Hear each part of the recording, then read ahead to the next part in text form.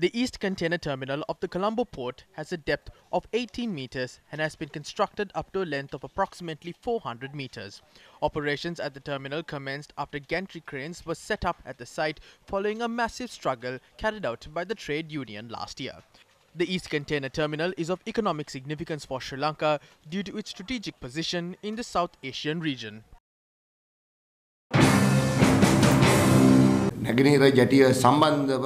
Yesterday's meeting brought down a curtain on the rumours that were spreading about the East Container Terminal in the recent past.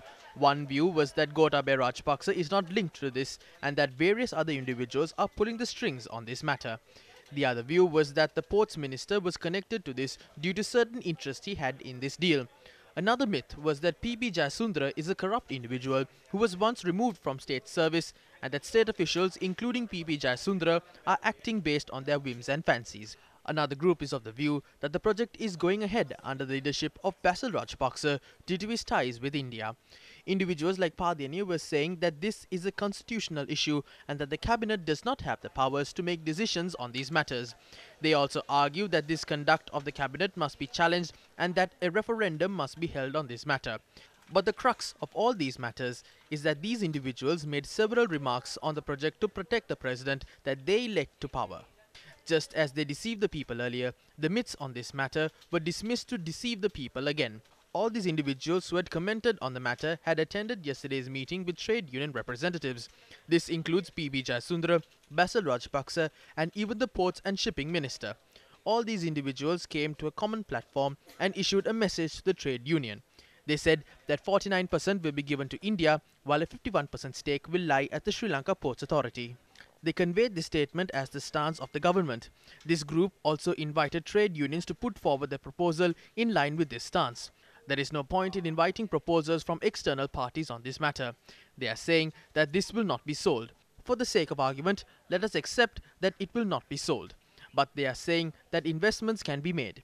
Regardless of the name in which this port is taking place, the Sri Lanka Ports Authority will end up with a 49% stake instead of 100%.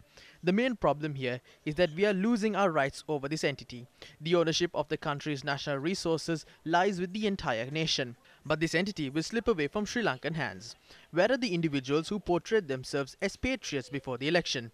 If Gotabaya Rajapaksa is a patriot of this country, he must inform India that any entity will not be handed over to them and that we are capable of handling its entire operations. If we are to maintain ties between the two countries, allow us to function as an independent state.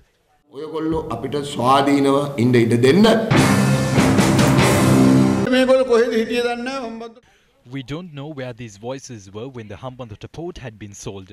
They did not protest with banners or express their concerns on this matter.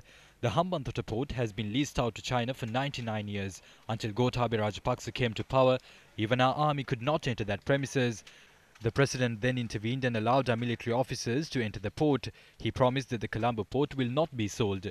This project will move forward as a public-private partnership. The Sri Lanka Ports Authority will hold a 51% stake in this entity.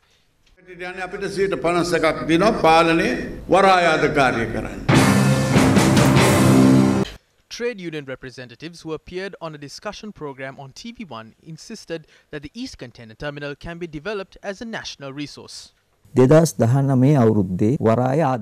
The Sri Lanka Ports Authority generated $263 million as revenue through ports in 2019. But since the commencement of projects, be it privatization or any other term that is used to describe these activities, we had received only $38 million through royalties and tax revenue. While $263 million had been generated single-handedly by managing the Jaya terminal, we had only generated $38 million with the involvement of other parties. We have the required vision. We only need the required manpower to handle operations. Operations were commenced on the 27th of October 2020.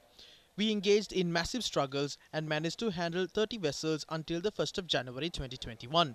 The revenue generated through the MCC Orient vessel alone is $330 million. If this is allowed to continue, we can even settle debt with a 100% interest rate.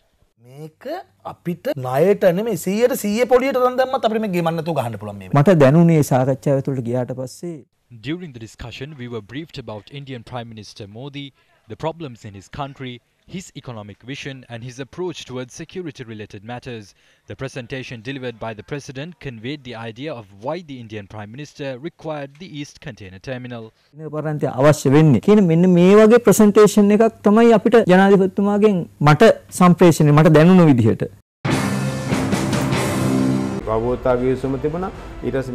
There was a memorandum of understanding, and then this government brought that up once again and discussed it with the cabinet. Now the cabinet has appointed 2 committees regarding this. There is a project committee and there is a negotiating committee. The project committee is responsible for studying the project and coming up with a report. Then that report will be given to the negotiating committee. Then we will hold discussions with the relevant private entities and local entities and submit our recommendations to the cabinet. Only thereafter, the cabinet will make a decision. Nobody has made a decision as of yet. එතකොට ඊට පස්සේ තමයි මේ කට්ටිය තීරණයක් ගන්න කොහොමද වෙන්නේ කියලා. ඒ නිසා කවුරුත් තාම තීරණයක් මේ වෙනකොට අරගෙන නැහැ. දැන් මේ 151 ඇතුළත කොයි මොහොතක හරි රජය නොවන වෙනත් පෞද්ගලික සමාගම් මේ 151 ඇතුළට එන්න පුළුවන්. නෑ එහෙම අපි දැන් මේ මම It is not appropriate of me to say this because I am in that committee. The president said that we will not give this 51% to anyone else that is owned by the government. Any other entity can come and invest in the remaining 49%. මේ 151 රජයට අයිති. ඊටු ඕනෑම කණ්ඩායමකට එන්න පුළුවන් 49 තුල.